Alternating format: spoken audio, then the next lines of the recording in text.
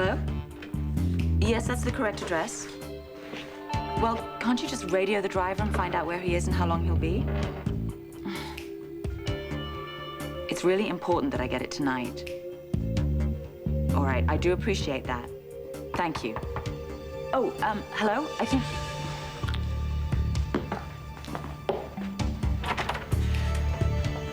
Hello, Alex.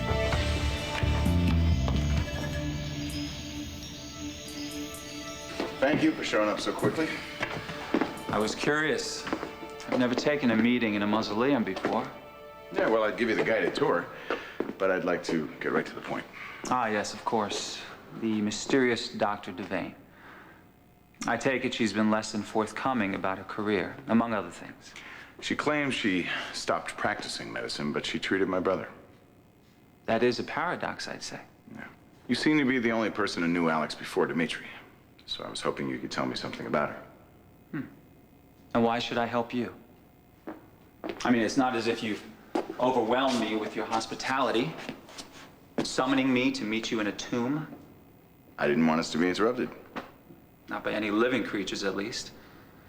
Your brother's spirit might not like us talking about his bride. Look, Doc, why don't we be honest with each other? I don't completely trust you. You don't have to state the obvious. But you trust Alex Devane even less. True. I will pay you, if you like. You can consider it a consultation. Don't insult me. I don't need your money. I was intrigued when I found out that Alex Devane had become your sister-in-law. All right, then. What can you tell me about her? Well, you already know that she's a doctor. A world-class neurologist, to be exact. Okay, why would she hide that from me? Perhaps it's because of her nickname. What nickname is that? The medical students used to call her the Cleopatra of Harley Street. I don't understand. On the surface, she's cool and aloof. The picture of the proper lady. But just underneath the surface, she exudes a powerful sexuality. Don't tell me you haven't noticed. I can't say that I have. It doesn't surprise me that she snagged Dimitri. Really? They say that men are so beguiled by her, so taken that they would do anything, risk anything for her. Even their lives?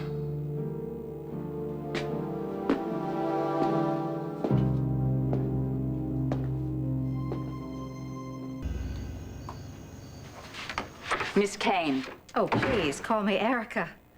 Oh, Erica, what can I do for you? You could invite me to sit. Oh, I'm sorry. This really isn't a good time. Oh, well, this won't take long. This is about Maximilian. The horse? What about him? Please reconsider giving him to my daughter, Bianca. I know it's what Dimitri would want. I thought we had discussed this. Yes, we had.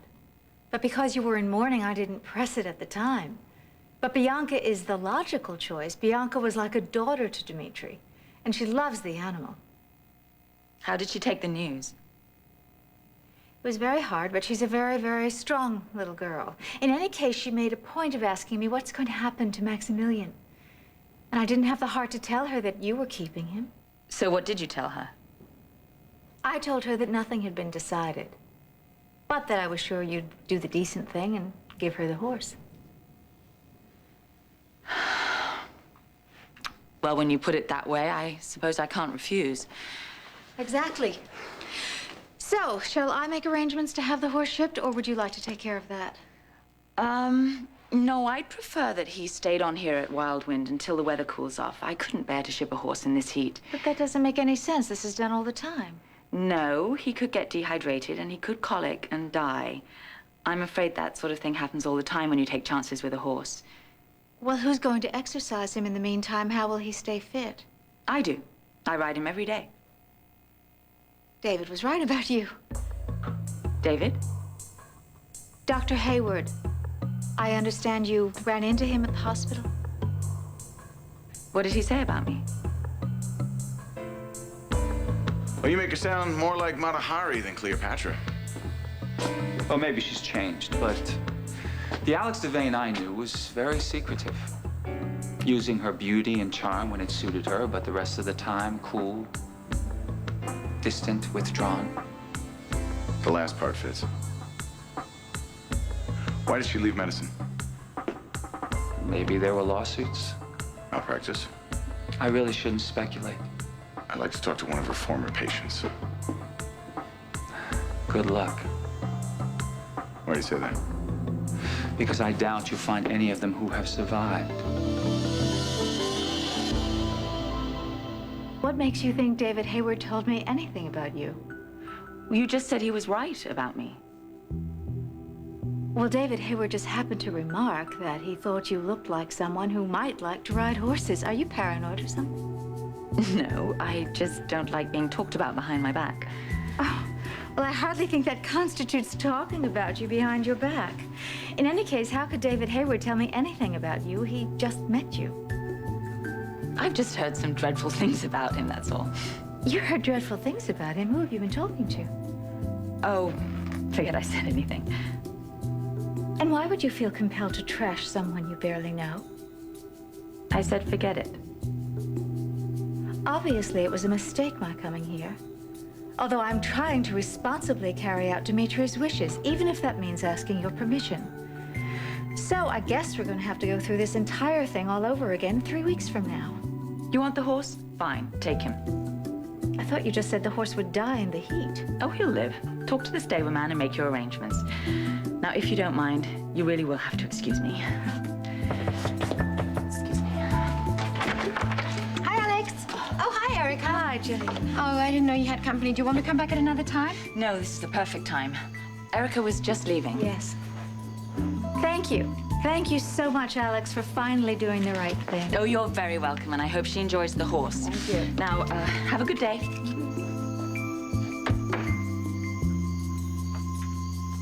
What was that all about? It was about a horse. A horse. Well, it takes some time getting used to Erica. You're not feeling too well, are you? Do you want me to come back at another time? No, I'm glad you're here. I want to talk to you about something. I'm just so sick and tired of carrying this around by myself. And now Edmund knows. I think you should also. What does Edmund know? Dimitri wanted it this way.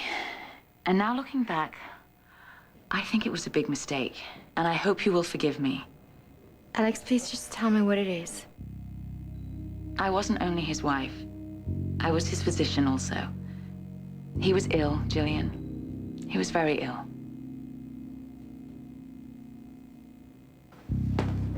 You know something called prion disease? It has something to do with the brain. Yes, I'm somewhat familiar. Why? Well, that's what Dimitri had. That's what Alexandra was treating. And you had no idea? That he had it? No, not a clue. He seemed perfectly healthy. He never said anything to me. Well, how long had he been diagnosed with this? I don't know that either.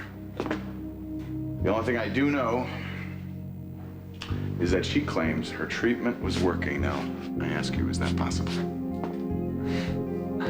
Well, I know that there's ongoing research, but I'm not aware that there have been any breakthroughs.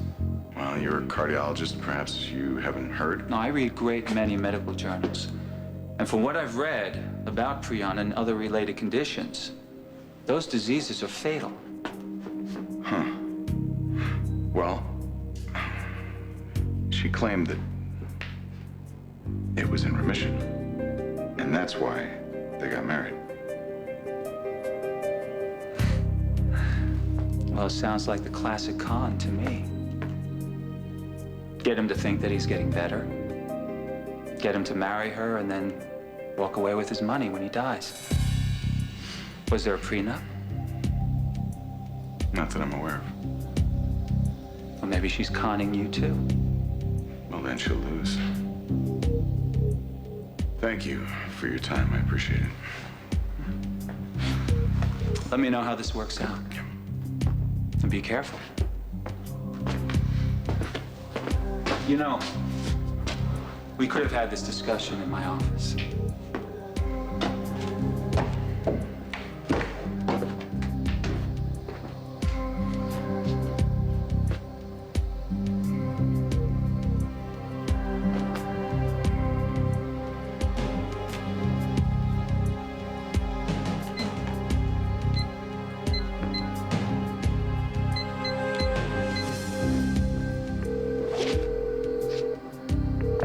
Jack Montgomery.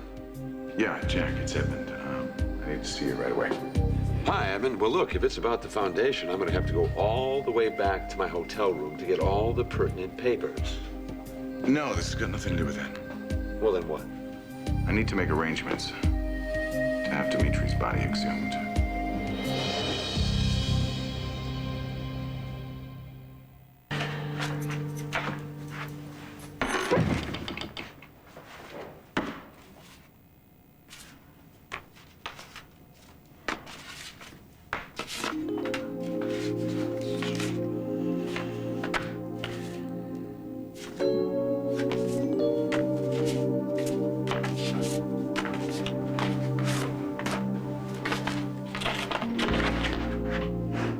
Hi. Well, look who's here. I've been waiting for you. Even had you paged at the hospital and everything. So where have you been? The consultation was outside the hospital. Interesting case, though. They wanted a second opinion. Sure, you're only too happy to give it to them. Well, you can't always trust the first doctor you see. And they trust you? Of course. Well, but I wonder about this particular patient. Why don't you just save that for tomorrow? Because the rest of the night belongs to us.